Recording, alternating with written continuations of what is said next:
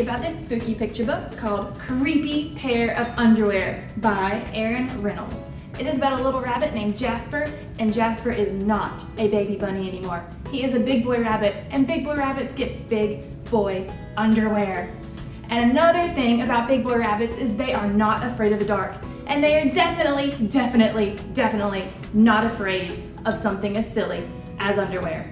But when Jasper goes to bed and his big boy underwear begin to glow greenish and ghoulish in the dark, Jasper does everything he can to get rid of them, except they keep coming back. Will Jasper finally get rid of these creepy underwear, or will he conquer his fear another way? Check out this book by Aaron Reynolds to find out. And if you like it, check out Aaron Reynolds' other book about Jasper Rabbit called Creepy Carrots. Hey everybody, it's Miss Alyssa from the Children's Department. I would like to share with you the scariest book ever. Are you ready? Are you sure? Here it is. This is the scariest book ever, appropriately titled The Scariest Book Ever, and it is by Bob Shea, who is one of our favorite picture book authors. He brought you the Dinosaur Versus series and Ballet Cat, and now he brings you this spooky story, great for 5 to 7-year-olds. It is narrated by this ghost, and he will tell you why it's the scariest book ever, because inside this book are deep, dark, scary woods with who knows what inside them. Could be crazy drooling monsters or ogres or all sorts of bad guys. He doesn't know because he's too afraid to go in the woods, so you have to turn the page to go in the woods and tell him what you saw. So it's a very cool interactive picture book, great for spooky story time. Hope you enjoy it.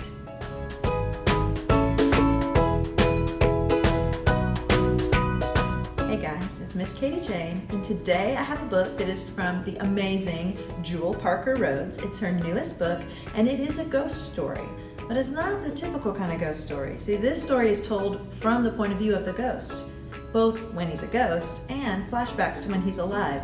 Jerome is 12 years old, and he will be forever because that's when he died, shot by a police officer for playing with a toy gun while black. And now he's a ghost and he can't move on, but he doesn't know what he's supposed to be doing here. Is he supposed to be haunting his family? Is he supposed to be haunting the police officer? And then he realizes only one person can see him, the daughter of the police officer. And she's gonna be the key to help him figure out what all of this craziness means and what he can do and she can do and we can all do to make sure nothing like this ever happens again. Super great story, and not only is Jerome a ghost boy in it, but there's another ghost, a ghost from the past, a famous ghost you may have heard of, Emmett Till, a boy also killed because he was black and in the wrong place at the wrong time. And he's gonna help this boy on his journey. So, whoa, so much going on. History, now, ghosts, people. I'll tell you, you're gonna love it. It's called Ghost Boys by the amazing, did I mention she's amazing? Jewel Parker Rhodes. Hi, I'm Miss Tracy, and today I want to talk to you about a book called Doll Bones by Holly Black.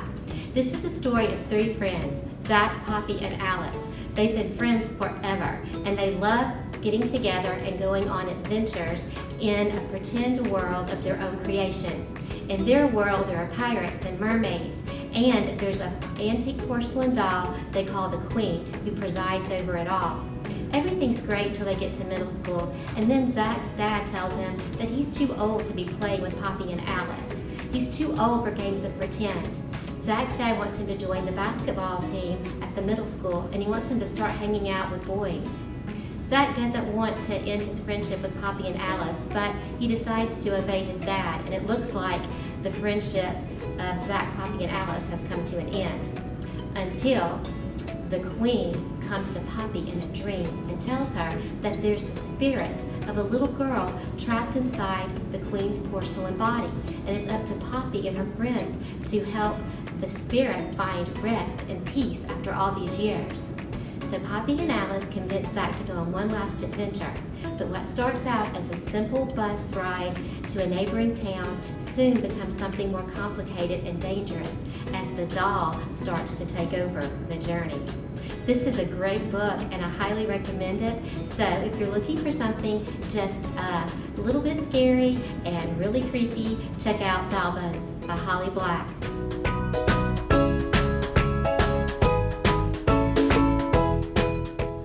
Hi, I'm Miss Annabeth, and if you're in the mood for a great mystery, then I cannot recommend Truly Devious by Maureen Johnson any more to you. So back in the early 1900s, there was this wealthy tycoon who opened up this prestigious private school called Ellingham Academy for bright students to come and to cultivate their arts. Well, he loved riddles and he loved games almost too much. So one day, his wife and daughter are mysteriously kidnapped, and he's freaking out. He doesn't know what to do, and the only thing that he knows about the kidnapper is that he goes by the name Truly Devious. Now, that is where one of the greatest unsolved crimes of the time began. It still is unsolved when years and years and years later, a true crime aficionado named Stevie Bell comes to Ellingham Academy and she wants to figure out how to solve this crime. She's made it her mission. And some really crazy things happen while Stevie is at Ellingham Academy, and it gets really spooky and really creepy. And you're just gonna have to read the book to figure out what happens because it gets crazy. So if you're a huge fan of true crime, if you've gotten bit by the bug, then you have to read Truly Devious.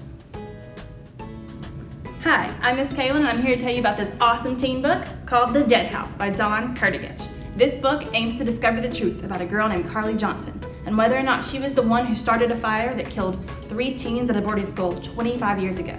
And now, years later, a diary that belongs to Carly's identical twin sister, Caitlin, has been found. The only problem is, Carly doesn't have a twin. Hospital records showed that Carly was diagnosed with dissociative identity disorder. Carly, however, claimed her body was harboring 2 souls. During the day, Carly was in charge. But at night, Caitlin, the more chaotic and destructive of the 2, takes over. While much of what happens during the day and night remains a mystery to the dormant personality, the girls discovered a way to communicate through sticky notes and diary entries. Using this evidence, along with police records and medical transcripts collected throughout Carly's stay at a psychiatric facility, you might just uncover the truth to questions that have gone unanswered for 25 years. Who was Caitlin Johnson? Was she really just a figment of Carly's disturbed mind, or was she something a little more? What really happened the night of the fire? And was it Carly or Caitlin really behind it? Hi, I'm Miss Wendy. I was going to learn how to protect farms and villages from things that go bump in the night. Dealing with ghouls, bogarts, and all manner of wicked beasties would be all in a day's work. That's what the spook did, and I was going to be his apprentice. 12-year-old Tom Ward, as the 7th son of a 7th son, has no interest in being a farmer. And even though he has no money and no place to go, his parents apprentice him to the spook. The spook is this man that gets rid of all the baddies in the village. And Tom knows that even though he's a hard man, he's gonna learn a lot. But one day, the spook leaves him by himself in the house. And there's this girl named Alice who comes and talks him into doing something that he knows better than to be doing. Alice talks him into going and letting that Mother Malkin, the wickedest and of the baddest witch, free. And now that Tom has done that, what's he gonna do to get her back into the pit? This is The Revenge of the Witch. It is the first book in the Last Apprentice series, and it's so scary. I don't know that you should be reading it in the dark.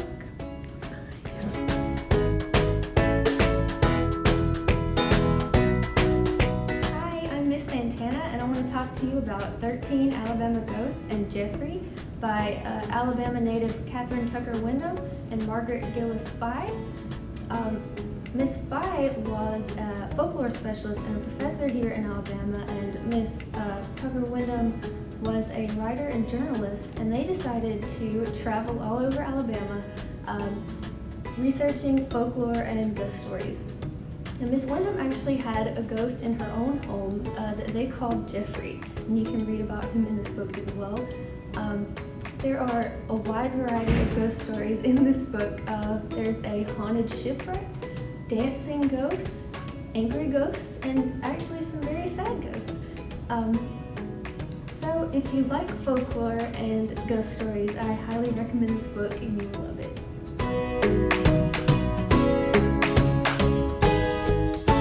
Hi, I'm Miss Lindsay, and today I'm going to tell you about this super cool and a little bit scary graphic novel by Marcus Sedgwick. It's called Scarlet Heart Monster Hunter. Now, Scarlet is your average teenage girl, except for the fact that her parents were monster hunters and they were killed in action, and now it's up to her to save her house by killing as many monsters as possible and getting the rewards. Now, she's driven along with her butler, whose name is Napoleon, but the only problem is she's not old enough to be a legal monster hunter. So they hunt by night and they try and stay one step ahead of her evil nemesis, Count Stankovic, which she likes to call Stinky. But there's one problem. There are more and more monsters appearing all over the city. How will Scarlet save herself, her city, and her house? Find out by reading Scarlet Heart Monster Hunter.